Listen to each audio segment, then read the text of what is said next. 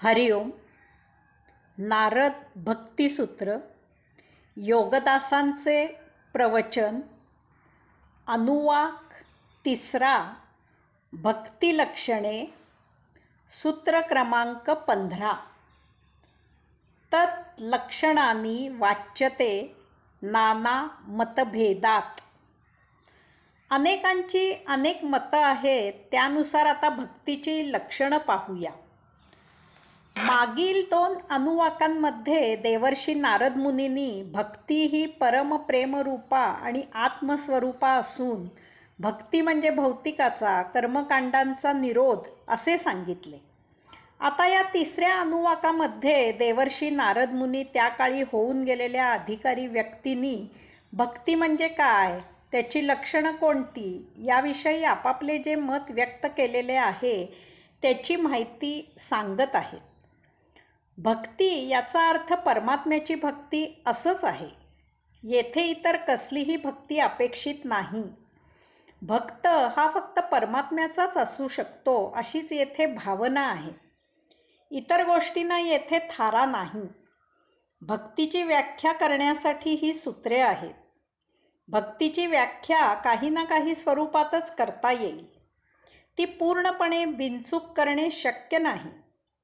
कारण ज्याची भक्ती करायची त्या परमात्म्याची व्याख्या करणे अशक्य आहे.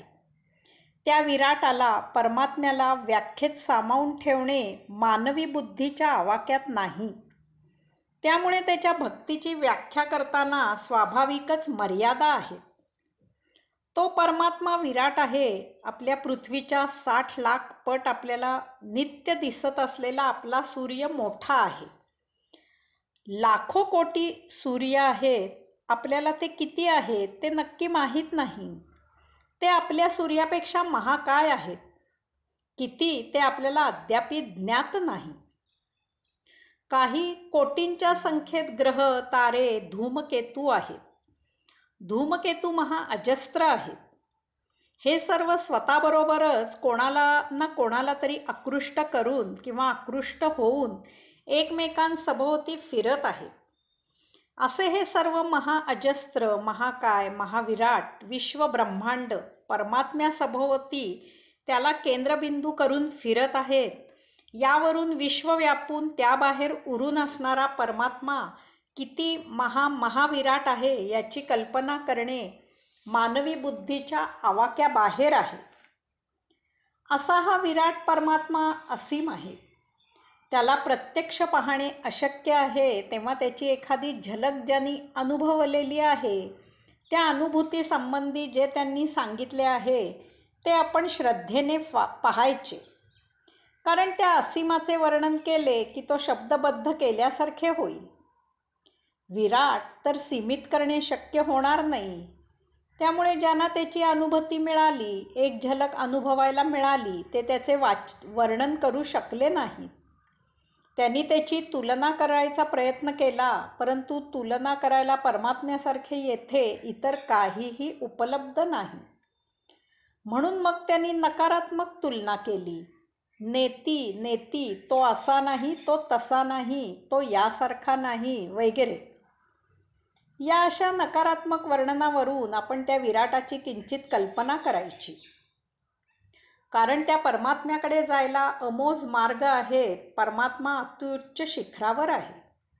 शिखर सर्व बाजूने चढता येते.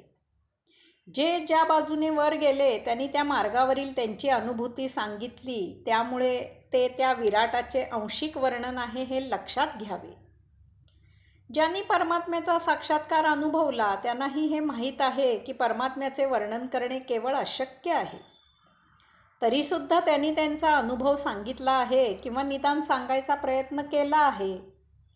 यामागे इतरांना परमात्म्याची किंचित का होईना परंतु कल्पना यावी असा हेतू आहे. या योगे सर्वजण परमात्म्याला जाणायला उत्सुक व्हावे. परमात्म्याला जाणणे शक्य आहे हे सर्वांना कळावे. यामधून सर्वांनी प्रोत्साहन घेऊन भक्तिमार्गाला लागावे असा प्रामाणिक हेतू आणि प्रयत्न अशा साक्षात्कारींचा आहे. यावरून त्या विराटाची भक्ती कशी करायची ते आपणच ठरवायचे आहे. साक्षात्कारींचा अनुभव म्हणजे एक सूचना आहे, ती जाणून समजून घेऊन त्यावर आपण विचार करायचा आहे. प्रत्यक्ष आचरण आपले आपण करायचे आहे.